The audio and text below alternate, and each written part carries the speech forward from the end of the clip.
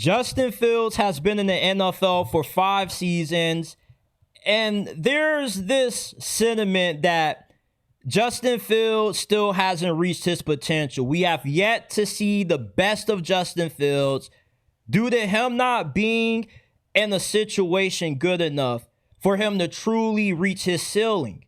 He's been with the Chicago Bears, who had a lot of dysfunction. They had a lot of coaching turnover. Then he goes to Pittsburgh. He starts for a few games, and he played his best football ever with the Steelers. Then he gets benched in favor of Russell Wilson, and although I disagree with that decision, it ended up being the right decision. Justin Fields ends up leaving the Steelers for the Jets in free agency, and Justin Fields, believe it or not, was the Steelers' #1 quarterback target. They wanted him back more than they wanted Aaron Rodgers. And now with Justin Fields being on the Jets and struggling, we have a fair assessment of what Justin Fields is as a quarterback. Justin Fields is not a dual threat quarterback. He is a pure running quarterback. Justin Fields is what everybody thought Lamar would be when he was coming out of college. A phenomenal athlete, but a below average passer. Justin Fields is one of the best athletes that the league has seen play the quarterback position. He's 6'3", 225 pounds, runs the football like a running back. When Justin Fields gets into the open field, you better watch the hell out, because he's going to run you the hell over, or he's going to put a move on you. Nobody's denying the elite athlete that Justin Fields is. But with how bad he is throwing the football, he is Kordell Stewart 2.0. Now, if you are an OG fan of the league, you know who Slash Stewart was. Slash Stewart had a few decent seasons with the Steelers. He was known for being a really good running quarterback during this era. Had a few okay seasons passing, but he just wasn't good enough to get the Steelers to a Super Bowl. Justin Fields, in the right situation, can be good enough to have success with the franchise that believes in him, that gives him a good supporting cast with a really good play caller. He can lead you to the playoffs, but you will never win a Super Bowl with Justin Fields, because even at his best, he still won't be good enough as a passer to lead you to the promised land. At his best, he'll be a slightly above average passer in the right situation. And with the New York Jets, look, the Jets are misusing Justin Fields. They don't know how the hell to utilize his ability. When you have a quarterback that sucks throwing the football, but is a very phenomenal runner, it will be smart to build the offense around his running ability. But the Jets have not done that. The Jets don't know how the hell to utilize Justin Fields, and the Jets don't know how to put Justin Fields in situations to succeed, because they are plugging him into this offense where they're asking him to be something that he's not, which is a drop back quarterback. There's no reason why Justin Fields should have been dropping back the amount that he did against the Denver Broncos. Justin Fields is averaging 7 carries per game. That's inexcusable. The Jets should be using more RPOs, more read options, more designed quarterback runs, but instead, they keep trying to force Justin Fields to be something that he would never be, which is a competent thrower of the football. He just doesn't see guys when they're open. He's scared to throw checkdowns to guys running drags and 5-yard slants. And he's even more gun-shy at throwing the football downfield. It's like the Steelers turned him into a check-down machine, and now he's trying to play the game not to lose instead of trying to play the game to win. Justin Fields was much better when he was playing for the Chicago Bears in his second season when he was in MVP contention. Unfortunately, ever since then, he stagnated. He hasn't grown. He hasn't developed. And yes, you can say that he hasn't been in good situations, but the guy is 0-26 as a starting quarterback when the opposition has scored 22 points or more.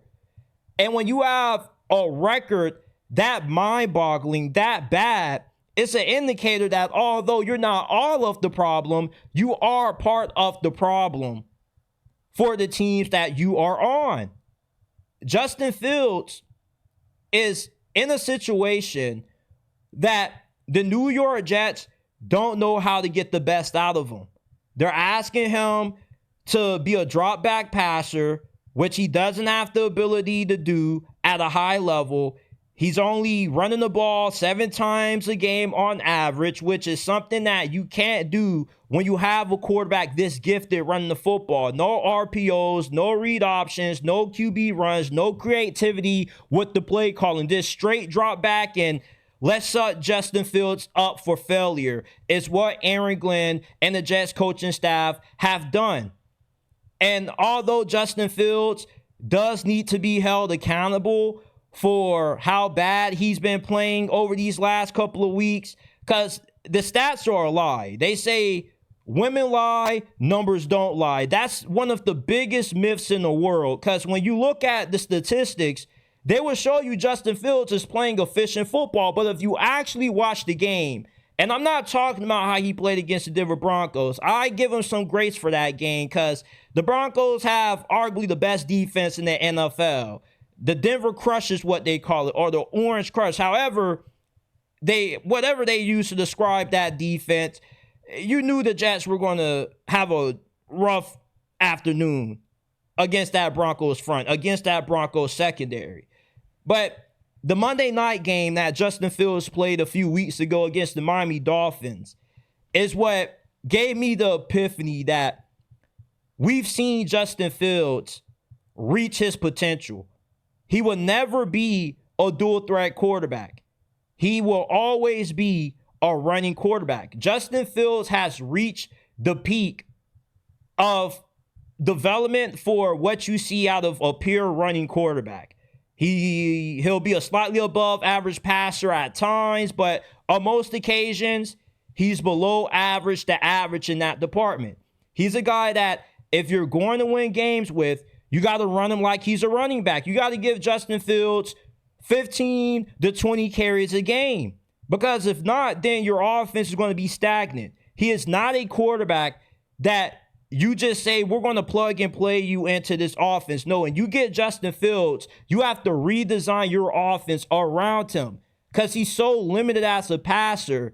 You can only ask him to throw so many times. You can only ask him to run certain concepts to a certain degree that he understands that are easy for him to find the open guy. You have to scheme guys open. Sean McVay would be the perfect coach for a guy like Justin Fields because you need an offensive wizard to truly get the best out of him, because the average offensive coordinator isn't going to be able to have success with Justin Fields when he can't routinely drop back and hit guys with accuracy routinely. He can't throw guys open. He doesn't throw with good anticipation, and he doesn't understand defenses. He can't check out of certain formations when the defense is in certain fronts. He can't audible to certain run plays to get a lot of blocks for the running back to throw the ball. Justin Fields just is not a good dual threat QB. He's not a dual threat QB. That's a huge misconception. He is a running quarterback, and I believe that we've seen the best of Justin Fields. This is his peak.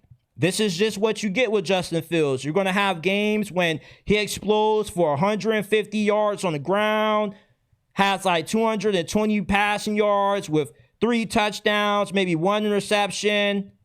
That's the best of Justin Fields.